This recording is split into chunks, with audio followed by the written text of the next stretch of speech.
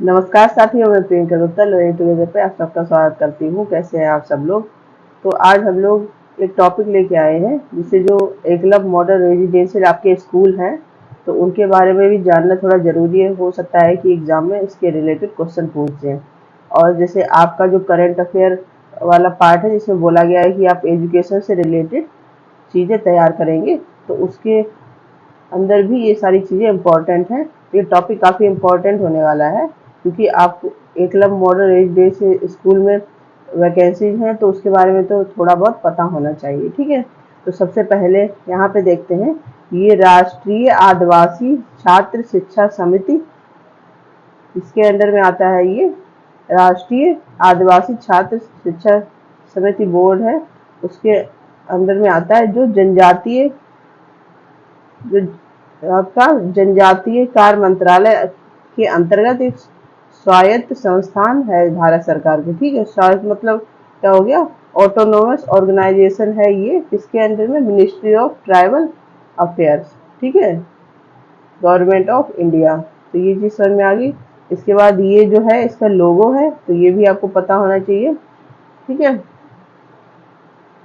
तो आज हम लोग थोड़ा ओवरव्यू देखेंगे कि इम्पोर्टेंट क्या है। तो ये क्लास जो है आपकी 22 principal PGT TGT hostel warden सारे लोगों के लिए ही कंपलसरी होने वाली है, जितनी भी आपकी टीचिंग और नॉन टीचिंग पोस्ट निकली हुई हैं। ठीक है, तो जैसे आप जब वेबसाइट पे जाते हैं, ठीक, तो कुछ इस प्रकार से ये ओपन होके आता है जिसमें बताया गया है कि टोटल आपके स्टूडेंट इसमें कितने हैं, 1,03,388। ठीक है, और फंक्शनल एकलव्य मॉडल रेजिडेंशियल कितने हैं, मतलब जो फंक्शन में है, जो वर्क कर रहे हैं, वो 401 हैं। इसके बाद 46 हैं जो आपके, ठीक है, science section E Eklavya model residential हैं। इसके बाद 694 science section Eklavya model residential school है। इस प्रकार से ये है।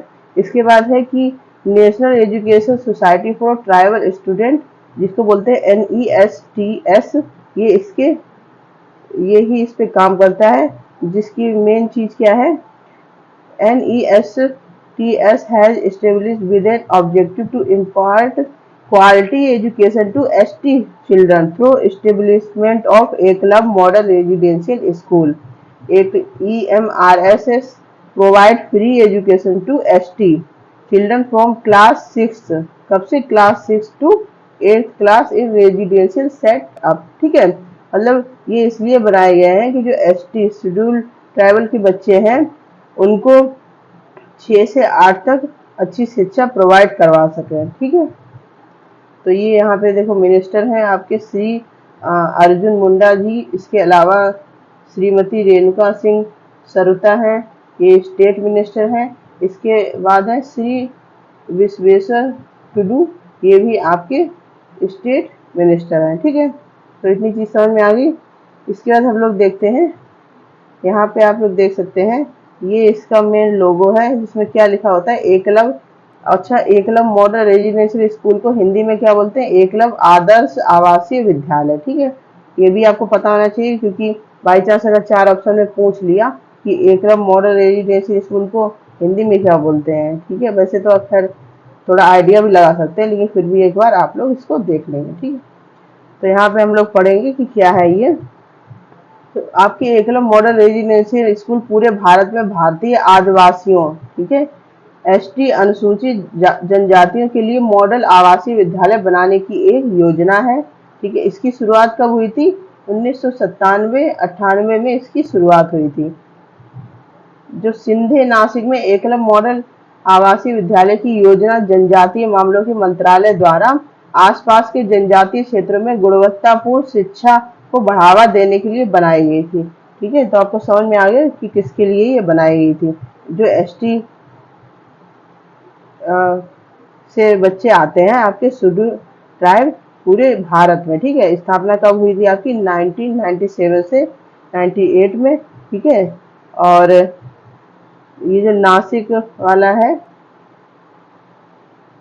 इस सबसे पहले कह सकते हैं कि यहीं पे ये चीज स्टार्ट हुई थी। ठीक है, इसके बाद देखते हैं Eklavya model residential school CBSE किससे रिलेटेड है, CBSE पाठ्यक्रम का पालन करता है। मतलब आपका यहाँ पे सीबीएसई का पाठ्यक्रम होता है, ठीक है, जिस प्रकार से आपका नवोदय में होता है, केवीएस में होता है, तो सेम वही पैटर्न होता है यहाँ पे।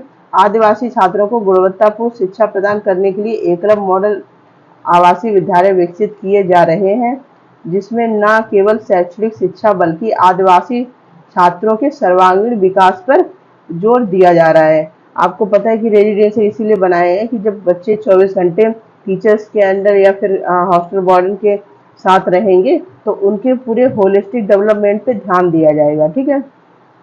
वर्तमान में नवोदय विद्यालय के बराबर देश भर में 384 कार्यात्मक स्कूल स्थापित हैं। कितने हैं? 384, जो खेल और कौशल विकास में प्रशिक्षण प्रदान करने के अलावा स्थानीय कला और संस्कृति के संरक्षण के लिए विशेष अत्याधुनिक सुविधाओं पर ध्यान केंद्रित है। मतलब यहाँ पे पढ़ाई लिखाई के अलावा जो भी वहाँ का कल्चर है उस पर भी काफी ध्यान देते हैं, जिससे कि जो भारतीय कला और संस्कृति है वो भी बच्चे जाने, ठीक है, क्योंकि जनरेशन टू जनरेशन वो चीजें वैसी ही बनी रहे, ठीक है। इसके बाद 2010 के मौजूदा एकलव्य मॉडल रेजिडेंशियल दिशा निर्देशों के अनुसार क्षेत्र में 50% एसटी आबादी वाले प्रत्येक एकीकृत जनजातीय विकास एजेंसी, इसको क्या बोलते हैं आपका आईटीडीपी, एकीकृत जनजातीय विकास परियोजना आईटीडीपी में कम से कम एक एकलव्य मॉडल रेजिडेंशियल स्थापित किया जाना है। मतलब 50 जहाँ जो ऐसे क्षेत्र हैं जहाँ पे कम से कम 50% एससी आबादी के बच्चे हैं, ठीक है, वहाँ पे कम से कम एक ऐसा स्कूल खोले जाने की कह सकते हैं कि परियोजना का निर्माण किया गया है, ठीक है। इसके बाद बजट 2018-19 के अनुसार वर्ष 2022 तक 50% से अधिक एसटी आबादी और कम से कम 20,000 आदिवासी व्यक्तियों वाले प्रत्येक ब्लॉक में एक एकलव्य मॉडल आवासीय विद्यालय होगा, ठीक है। तो ये आपका 2010 में क्या किया गया था कि जो भी 50% से अधिक वाले क्षेत्र हैं जहाँ पे एसटी बिलोंग करते हैं उनमें कम से कम एक स्कूल होना चाहिए। फिर 2018-19 के अनुसार क्या हुआ, वर्ष 2022 तक 50% से अधिक एसटी आबादी और कम से कम 20,000 आदिवासी जहाँ पे हैं वहाँ पे प्रत्येक ब्लॉक में, ब्लॉक देख रहे हो आप, मतलब ये अभी स्कूल और भी ज्यादा होने वाले हैं, ठीक है। इसके बाद हम लोग देखेंगे कि जो हमारा NESTS है वो क्या है। इसको क्या बोलते हैं? National education society for tribal student, ठीक है। तो ये भी आपको रखना है। जैसे उसमें पूछता है कि ये स्कूल किसके लिए खोले गए हैं, तो एसटी के लिए खोले गए हैं, क्योंकि ज़्यादातर SC ST बच्चे मतलब एक साथ थोड़ा यूज करते हैं ना, तो आपके ये मेन ST लोगों के लिए खोले गए हैं, ठीक है। स्कूलों की स्थापना, समर्थन, रखरखाव, नियंत्रण और प्रबंधन के लिए जनजातीय मामलों के मंत्रालय के तहत एक स्वायत्त संगठन के रूप में राष्ट्रीय जनजातीय छात्रों के लिए राष्ट्रीय शिक्षा सोसाइटी, इसको बोलते हैं NESTS, ठीक है, की स्थापना की गई। इसकी स्थापना इन स्कूल के लिए की गई है, जो क्या है, एक ऑटोनोमस ऑर्गेनाइजेशन है, ठीक है। इसके बाद इसका उद्देश्य देख लेते हैं क्या है। मतलब इसका सबसे पहले देखेंगे कि एम क्या है। स्कूलों, एकलव्य मॉडल आवासीय विद्यालय, एकलव्य मॉडल डे के बोर्डिंग स्कूल और खेल उत्कृष्टता केंद्र की स्थापना, समर्थन, रखरखाव, नियंत्रण और प्रबंधन करना और इसके प्रचार के लिए आवश्यक है अनुकूल सभी कार्य और चीजें करना है, ठीक है। जिन विद्यालयों द्वारा निम्नलिखित उद्देश्य होगा, मुख्य रूप से ग्रामीण क्षेत्रों के प्रतिभाशाली आदिवासी बच्चों को उनके परिवार की सामाजिक आर्थिक स्थिति की परवाह किए बिना गुणवत्तापूर्ण आधुनिक शिक्षा प्रदान करना, जिसमें मूल्यों का समावेश होगा, पर्यावरण के प्रति जागरूकता होगी, साहसिक गतिविधियां और शारीरिक शिक्षा का एक मजबूत घटक शामिल है। तो ये चीजें इसमें शामिल हैं, ठीक है। जैसे यहाँ पे भी देख सकते हैं वैल्यूज आपकी इनकलकुलेट करना, अवेयरनेस ऑफ एनवायरनमेंट के प्रति अवेयरनेस बढ़ाना, ठीक है। इसके बाद adventure activity and physical education, इन सब पे भी काफ़ी ध्यान देने की ज़रूरत है। तो इसी एम से ये बनाए गए हैं। पूरे देश में एक समान माध्यम से शिक्षा के लिए उचित स्तर पर सुविधाएं प्राप्त प्रदान करना, ठीक है। मानकों में तुल्यता सुनिश्चित करने और जनजातीय लोगों की साझी और समग्र विरासत को सुविधाजनक बनाने और समझने के लिए एक सामान्य मूल पाठचर्या की पेशकश करना। मतलब जितने भी स्कूल्स हैं वो एक ही पैटर्न चलेंगे। किस पैटर्न चलेंगे? जो आपका सीबीएसई का जो पैटर्न रहता है उसी पे ये कार्य करेगा। राष्ट्रीय एकता को बढ़ावा देने और सामाजिक सामग्री को समृद्ध करने के लिए प्रत्येक स्कूल में छात्रों को देश के एक हिस्से से दूसरे हिस्से में उत्तरोत्तर लाना।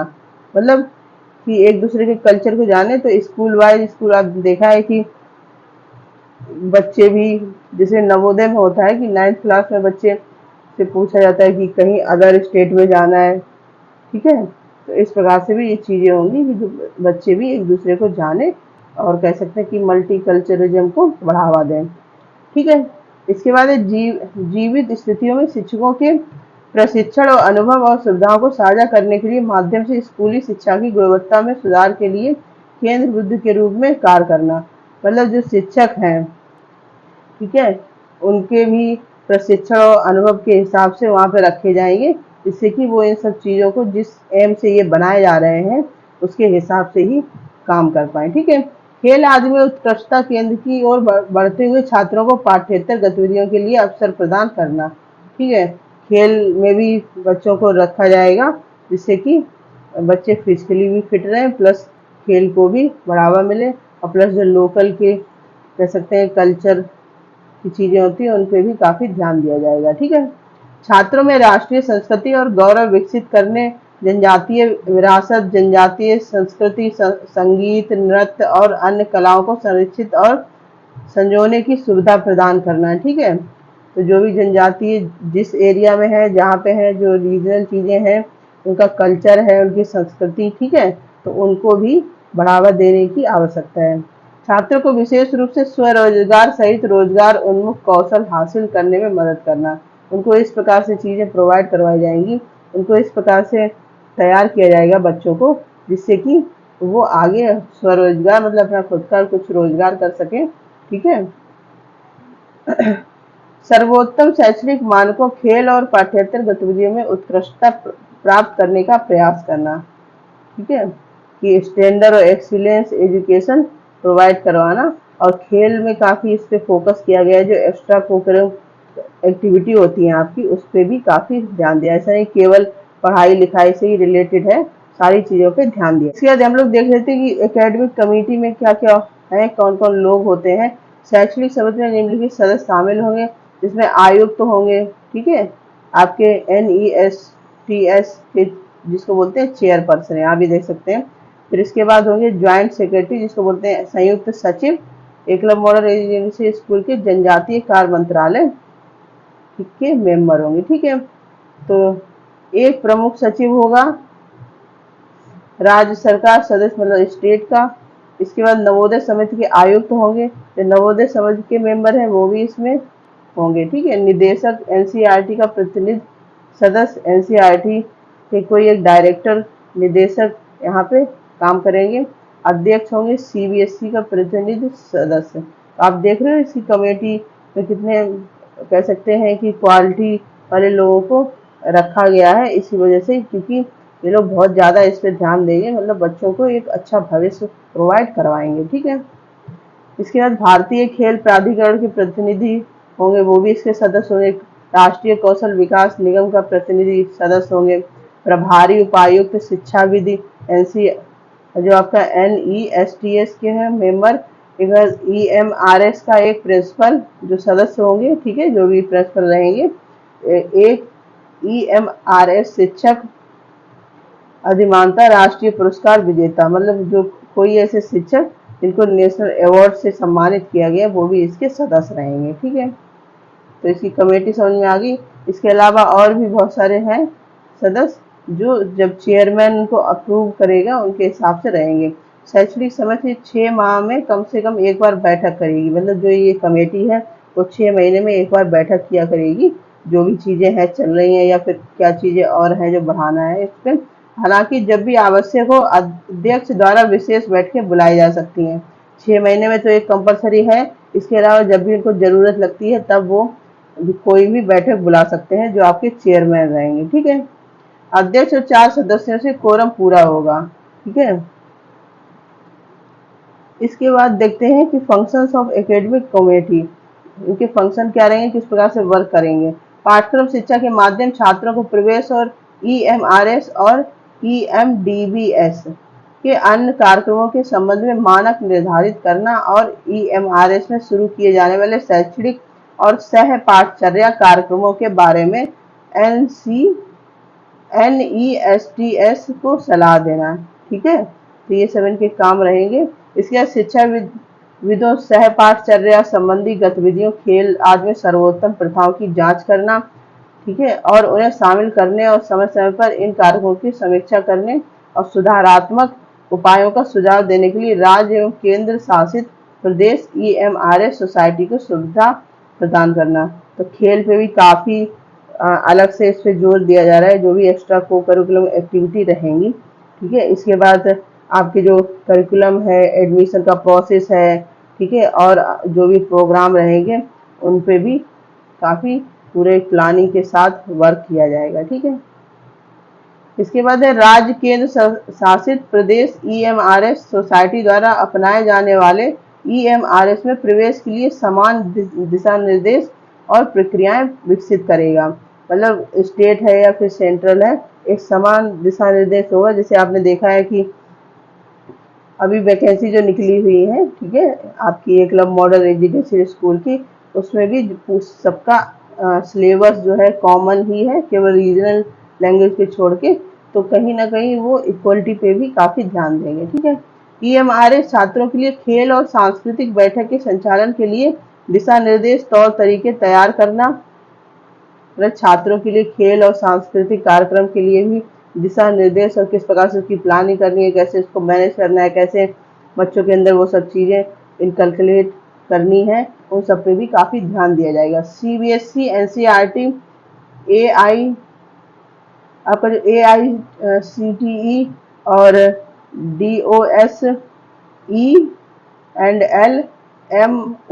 आदि जैसे अन्य विशेषज्ञ निकायों के सहयोग से शिक्षा में मूल संवर्धन और प्रयोग के माध्यम से मॉडल स्कूल बनाने के लिए प्रतिष्ठित राष्ट्रीय और अंतर्राष्ट्रीय संगठनों की विशेषज्ञता का उपयोग करना।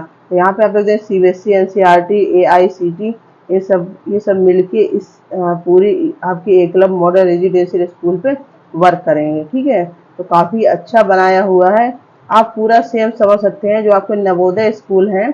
ठीक है, क्योंकि केवीएस तो चलो रेजिडेंशियल नहीं होता है, लेकिन नवोदय का नाम तो सारे बच्चों ने सुना होगा। तो सेम वही पैटर्न होने वाला है, क्योंकि वही सारी कमेटी में लोग हैं, वही सारे पूरा ढांचा बनाया गया, पूरा स्ट्रक्चर बनाया गया है उसी प्रकार से कि किस प्रकार से काम होगा। ठीक है, इसके बाद शिक्षकों और सहायक कर्मचारियों के प्रशिक्षण के लिए गतिविधियां, कार्यशालाओं, प्रशिक्षणों की योजना बनाना, शिक्षण की गुणवत्ता बढ़ाना और NESTS के उद्देश्यों को साकार करने के लिए सुझाव देना। ठीक है, तो शिक्षक और जो वहाँ पे और लोग काम करेंगे उनकी भी आपकी प्रशिक्षण मतलब ट्रेनिंग होती रहेंगी। ठीक है, और उनकी भी कह सकते हैं वर्कशॉप लगवाई जाएंगी कि जिससे कि जो भी NEST सोसाइटी के उद्देश्य हैं उनको सारे लोग मिलकर पूरा कर सकें। तो एकलव्य मॉडल रेजिडेंशियल स्कूल में शैक्षणिक और पाठ्येतर सुधारों के लिए नीतियां और कार्य योजना तैयार करना। तो ये सब इस प्रकार से चलेगा। इसके बाद विजन देखते हैं क्या है। भारत में सबसे वंचित समूह यानी अनुसूचित जनजाति ST के लिए सामाजिक आर्थिक विकास को समन्वित और योजनाबद्ध तरीके से उनके समग्र सशक्तिकरण के लिए एक प्रभावी साधन मानते हुए उत्प्रेरित करना। ठीक है, मतलब ST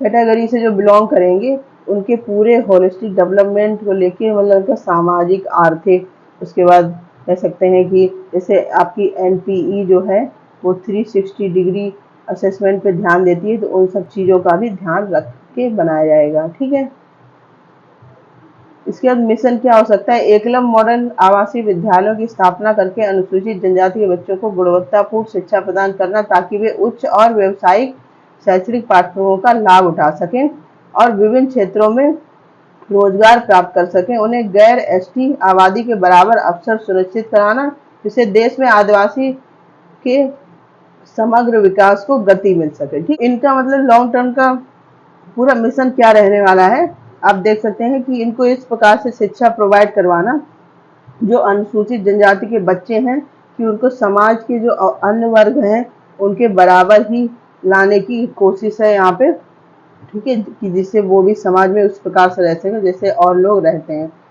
ठीक है, जैसे आपने देखा है आदिवासी वगैरह को लोग अलग ही नजरिए से देखते हैं, तो उन सब चीज़ों को इक्वल करने के लिए इन सब पे ज़्यादा जोर देने की आवश्यकता हुई है। ठीक है, और उसी प्रकार से पूरी प्लानिंग के साथ इस पर काम किया जा रहा है।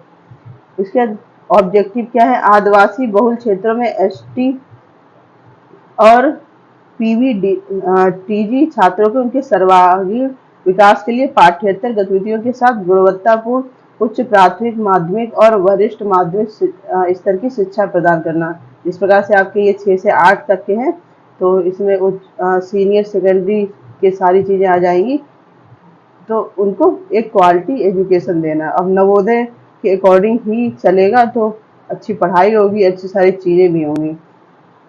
एकलव्य मॉडल रेजिडेंशियल के कुशल प्रबंधन और उनके विस्तार के लिए बुनियादी ढांचे के विकास, सुविधाओं के प्रावधान, मानव संसाधन की भर्ती और वेबसाइटों के माध्यम से सूचना प्रसार आदि में सहायता के लिए वार्षिक चल रहे खर्चों का प्रबंधन करना। ठीक है, तो सेंट्रल गवर्नमेंट स्टेट गवर्नमेंट सारे लोग मिलके ही यहाँ पे जो भी टीचर्स की कह सकते हैं कि रिक्रूटमेंट है कैसे, और कौन से ह्यूमन रिसोर्स यूज करना है, कौन कौन सी चीज़ें हैं जिनको मैनेज करना है, उस प्रकार से ये वर्क करेगा। ठीक है, तो यहाँ पे आप लोग देख सकते हैं जैसे एक यहाँ पे ये वेबसाइट दी गई है, तो इसको जब ओपन करेंगे EMRS, तो यहाँ पे सारी चीज़ें, इसको भी आप लोग अच्छे से देख लें। तो ये आपका देखो दिया गया है जो भी वैकेंसी निकली हुई है, तो 18 तारीख लास्ट डेट है, जिन लोगों ने फॉर्म नहीं फिल किया वो लोग कर लें। ठीक है, इसके बाद हम लोग देखते हैं, यही अभी मैंने ये लगाया हुआ भी था तो आप लोग देखते हैं कि जो हमारी राष्ट्रपति जी हैं उन्होंने अभी मतलब खोले भी जा रहे हैं काफ़ी एकलव्य मॉडल रेजिडेंशियल स्कूल। तो यहाँ पे आप लोग देख सकते हैं किस प्रकार से बच्चों के ऊपर काफ़ी ध्यान देने की आवश्यकता है। ठीक है, और ये टोटल स्टूडेंट की संख्या बढ़ती ही रहती है, जैसे जो मैंने आपको बताई उससे बढ़ ही जाती, क्योंकि एडमिशन वगैरह होते रहते हैं। इसके बाद मेन चीज़ है यहाँ पे कि ट्रेनिंग वगैरह कैसे दी जाएगी, फैकल्टी क्या होगी, पब्लिकेशन, सर्वे, स्मार्ट क्लासेस फैसिलिटी, इस प्रकार से ये वर्क करेगा। जिसमें आपकी फैसिलिटी क्या होगी, स्पोर्ट को लेके काफ़ी ध्यान दिया जाएगा, मेडिकल फैसिलिटी होगी, साइंस लैबोरेटरी होंगी, लाइब्रेरी है, यूनिफॉर्म है। ठीक है, हॉस्टल की सुविधाएं, तो ये सारी चीज़ें हैं इसमें दिखाई गई हैं। तो आप लोग देख सकते हैं यहाँ पे कि कुछ स्कूल्स खोलने की भी बात हो रही है। जैसे यहाँ पे आप लोग देख सकते हैं कि एकलव्य आदर्श आवासीय विकासीय उदयपुर, बांसवाड़ा, प्रतापगढ़ और डूंगरपुर में 6 एकलव्य आदर्श आवासीय विद्यालयों को लोकार्पण हो चुका है, जो 27 जुलाई 2023 को यहाँ पे खुल चुके हैं। ठीक है, तो कहाँ पे, सीकर राजस्थान में। तो इस प्रकार से और भी अभी खोले जाएंगे और जगहों पे खोले जाएंगे। जैसे उत्तर प्रदेश में अभी 4 एकलव्य मॉडल रेजिडेंशियल स्कूल है, तो उनको भी और बढ़ाने की इसमें बात चल रही है। ठीक है, तो ये है ये वेबसाइट है emrs.tribal.government.in, यहाँ पे आप लोग देख सकते हैं। तो इस पे आप जाके जो भी आपको पता करना है सारी चीज़ें आप देख सकते हैं। जैसे स्कूल्स वगैरह पता करना है कि कितने स्कूल हैं, क्या है। यहाँ पे जैसे आप लोग देख सकते हैं कि प्रेस मतलब कि न्यूज़ में क्या क्या चीज़ें हैं, स्पॉटलाइट हाईलाइट क्या क्या चीज़ें हुई। जैसे आप लोग देख सकते हैं कि यहाँ पे ये स्कूल खोले गए 27 जुलाई 2023 को। तो आपको यहाँ से क्वेश्चन भी बन सकता है कि अभी हाल ही फिलहाल में स्कूल्स कहाँ पे खोले गए हैं, तो आप लोग ये देख सकते हैं। ठीक है, इसके बाद ये है कि कौन कौन से अचीवमेंट है, यहाँ पे सारा कुछ दिया गया है। इसके बाद है कि जैसे अबाउट जाएंगे तो ये आपके सारे विजन वगैरह ये सब आएंगे, यहीं से मैंने आपको करवाया है। बाकी है कि आप लोग और भी चीज़ जैसे रिक्रूटमेंट है यहाँ पे, तो वो भी देख सकते हैं। ये देखो सारे हैं यहाँ पे, ये क्वेश्चन आपको कुछ पूछना बताना है तो वो सब भी है। इसके बाद है कि आपको जैसे यहाँ से अलग से कुछ जानकारी चाहिए, तो ये पूरा इनका दिया गया है कि नई दिल्ली में कहाँ पे इनका ऑफिस वगैरह है। ठीक है, मेल कौन सी है। इसके बाद यहाँ पे ये पूरा दिया गया है कि कौन कमिश्नर हैं, जैसे असित गोपाल आपके कमिश्नर हैं, केसी मीना एडिशनल कमिश्नर हैं, ठीक है। Anupam Sonalkar joint commissioner, Vipin Chandra Raturi joint commissioner हैं, sir Indira Mudgal deputy commissioner हैं, Amit Sahu deputy commissioner, Vinod Patil assistant commissioner, Harish Agnihotri assistant commissioner, SN Gurjar assistant commissioner और गौरव शर्मा असिस्टेंट कमिश्नर। तो ये इनके नंबर, ईमेल आईडी सहित सारा कुछ डेटा दिया गया है, ठीक है। तो ये आप देख सकते हैं और एक बार मतलब गो थ्रू हो जाएंगे तो आराम से ये चीज़ें हो भी जाती है। 10 है यहाँ पे, बाकी आप लोग अपने से भी वेबसाइट चेक कर सकते हैं। आपको सिंपल EMRS डालना है गूगल पे और सारा कुछ ओपन होके आ जाएगा, ठीक है। सारे पॉइंट आपके डिस्कस किए गए, फिर भी अगर आपको कुछ पूछना है तो आप लोग पूछ सकते हैं। तो आपकी ये क्लास थी, जो जितनी भी पोस्ट है सारे लोगों के लिए ही जरूरी, केवल हॉस्टल वार्डन के लिए ही नहीं। बाकी अगर आपने चैनल को सब्सक्राइब नहीं किया तो सब्सक्राइब कर लें, ठीक है, जिससे कि जो भी अपडेट आते हैं वो आपको मिलते रहें। इसके बाद आपकी जो भी PDF है क्लासेस की इम्पोर्टेंट, वो आपको टेलीग्राम चैनल पे मिलेगी। ये टेलीग्राम चैनल का लिंक है। इसके बाद ये यूट्यूब है हमारा, तो आप लोग ज़्यादा से ज़्यादा शेयर करें तो जो बच्चे तैयारी कर रहे हैं उसमें जुड़ सकें, ठीक है। इसके बाद लर्निंग टुगेदर से जुड़ने के लिए बहुत बहुत धन्यवाद। इसी प्रकार से अपना प्यार और सहयोग बनाए रखें और क्लासेस देखें, आप लोग कंटिन्यू पढ़ें, ठीक है। और 18 तारीख लास्ट डेट है, तो जिन लोगों ने भी अभी तक फॉर्म फिल नहीं किया है वो लोग आराम से फॉर्म फिल कर सकते हैं। धन्यवाद।